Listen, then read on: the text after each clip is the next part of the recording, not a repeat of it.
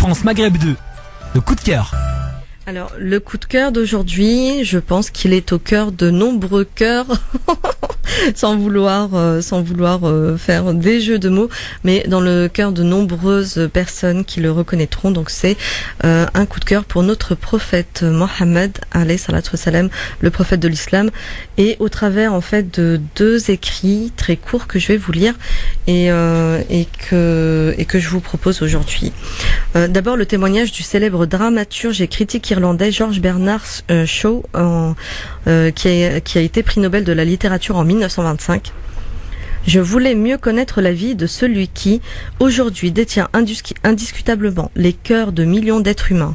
Je suis désormais plus que jamais convaincu que ce n'était pas l'épée qui créait une place pour l'islam dans le cœur de ceux qui cherchaient une direction à leur vie, c'était cette grande humilité, cet altruisme du prophète, l'égard scrupuleux envers ses engagements, sa dévotion intense à ses amis et adeptes, son intrépidité, son courage, sa confiance absolue en Dieu et en sa propre mission.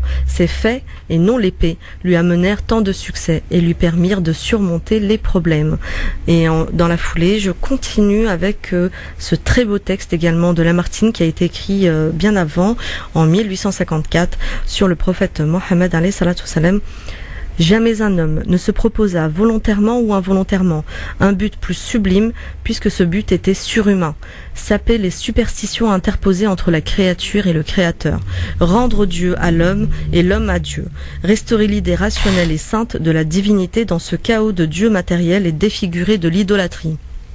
Jamais homme n'accomplit en moins de temps une si immense et durable révolution dans le monde, puisque moins de 2 siècles après sa prédication, l'islamisme, prêché et armé, régnait sur les 3 Arabies, conquérait à l'unité de Dieu la Perse, le Khorassan, la Transoxiane, l'Inde occidentale, la Syrie, l'Égypte, l'Éthiopie, tout le continent connu de l'Afrique septentrionale, plusieurs îles de la Méditerranée, l'Espagne et une partie de la Gaule. C'est la grandeur du dessein, la petitesse des moyens, l'immensité du résultat sont les 3 mesures du génie de l'homme qui osera comparer humainement un grand homme de l'histoire moderne à Mahomet. Les plus fameux n'ont remué que des armes, des lois, des empires. Ils n'ont fondé quand ils ont fondé quelque chose que des puissances matérielles, écroulées souvent avant eux. Celui-là a remué des armées, des législations, des empires, des peuples, des dynasties, des millions d'hommes sur un tiers du globe habité. Mais il a remué de plus des idées, des croyances, des âmes. Il a fondé sur un livre dont chaque lettre est devenue une loi, une nationalité spirituelle qui englobe des peuples de toutes les langues et de toutes les races. Et il a imprimé pour caractère indélébile de cette nationalité musulmane la haine des faux dieux et la passion du Dieu un et immatériel.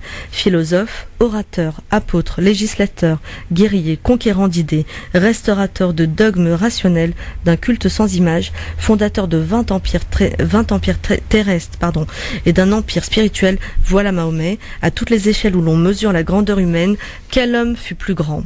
Voilà, et j'invite nos auditeurs et auditrices à lire tranquillement également le 3e texte que je ne lirai pas ici mais que je vous propose vraiment de découvrir, le poème de Victor Hugo, une très grande figure littéraire. Donc le texte s'appelle L'an 9 de l'Hégire, écrit le 15 janvier 1858 et qui est absolument formidable et très émouvant.